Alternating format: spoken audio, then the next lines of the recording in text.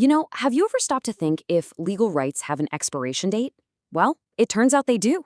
Almost every single legal right you have comes with a hidden countdown timer, and it's all set by one incredibly important law. Okay, let's get into it and figure out exactly what that means for you. Really think about this. Could someone pop up and sue you for a loan you completely forgot about from, say, 20 years ago? Or what about some argument that happened back in college? The short answer is probably not. And the reason why is exactly what we're going to unpack today. Just for a second, picture a world with no deadlines at all. It sounds wild, right? Someone could bring a claim against your great-grandparents, and suddenly you'd be the one stuck defending it. Evidence would be long gone, memories would be faded, it would just be total chaos. There'd be no finality, no way to ever move on. And that's exactly why we have this, the Limitation Act of 1963. The best way to think of it is as the official rule book for legal deadlines here in India.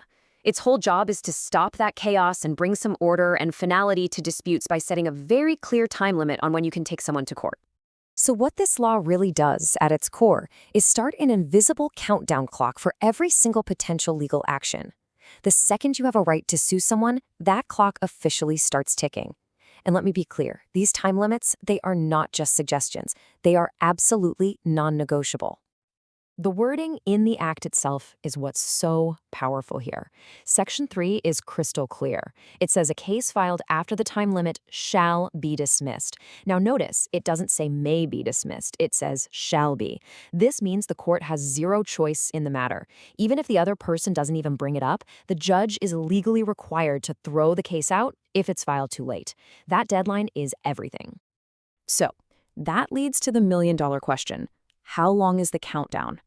Is it a year, 5 years, 10? Well, the answer is, it depends.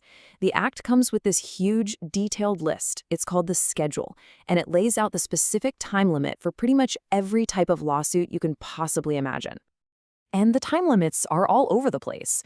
For something like a breach of contract or trying to collect unpaid rent, you generally got 3 years. But if someone defames you, you only get 1 year to sue for libel.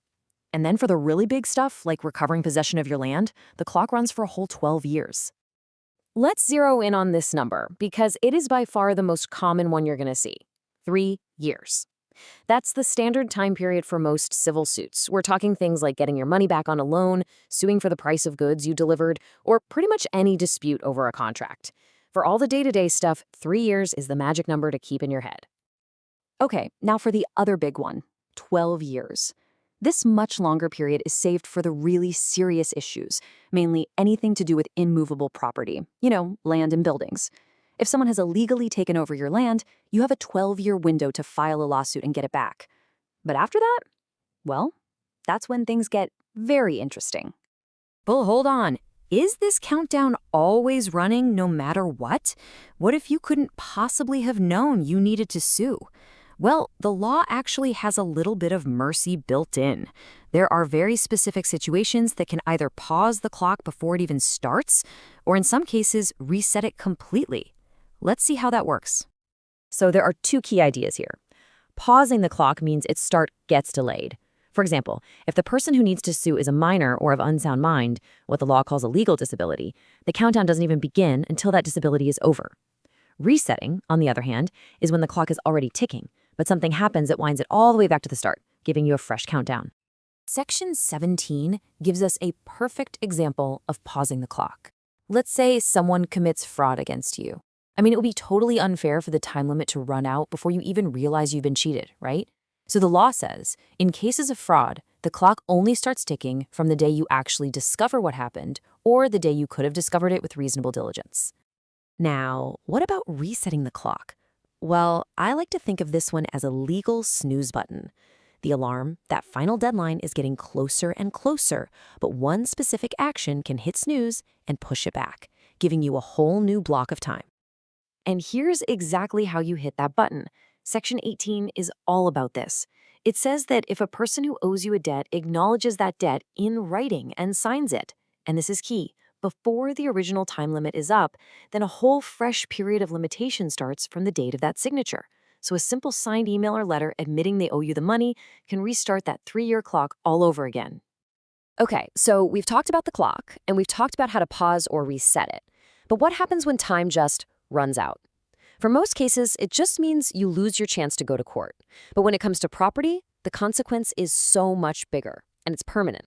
See, for a normal contract dispute, when those 3 years are up, your remedy, your ability to sue, is barred. The debt might still exist on paper, but you can't force anyone to pay it. With property, though, the law takes this gigantic leap. It doesn't just bar your remedy. It extinguishes your right entirely. This right here, Section 27, is probably the most powerful part of the entire act. It says that if that 12-year period for suing to get your property back expires, your very right to that property is just extinguished. It's gone. Poof. In the eyes of the law, you are no longer the owner. And this leads us to one of the most mind-bending concepts in all of law, adverse possession. Because if your right to the property is gone because you didn't act for 12 years, the person who was occupying it openly and without your permission can actually legally acquire ownership. Your inaction doesn't just make you lose a right, it literally allows someone else to gain it. It's wild. Okay, after digging into all this legal detail, you might be wondering, why does this actually matter to me? Well, the Limitation Act isn't just for lawyers in a courtroom. It has very real consequences for everyone. So let's boil it all down to the key takeaways. First and foremost, your rights are not eternal. If someone wrongs you, you have to act on it, and act promptly. Second, documentation is everything. A simple signed letter acknowledging a debt can literally be the difference between getting paid and losing out completely. Third, and this one is so important, be vigilant about your property. Don't let someone just sit on it unchallenged for years, because at the end of the day, the law helps those who are diligent, not those who sleep on their rights. So when all is said and done, it's one thing to know what your rights are, but what the Limitation Act really teaches us is a much more urgent lesson. You also have to know their expiration date, because in the eyes of the law, a right that you don't enforce in time is basically no right at all.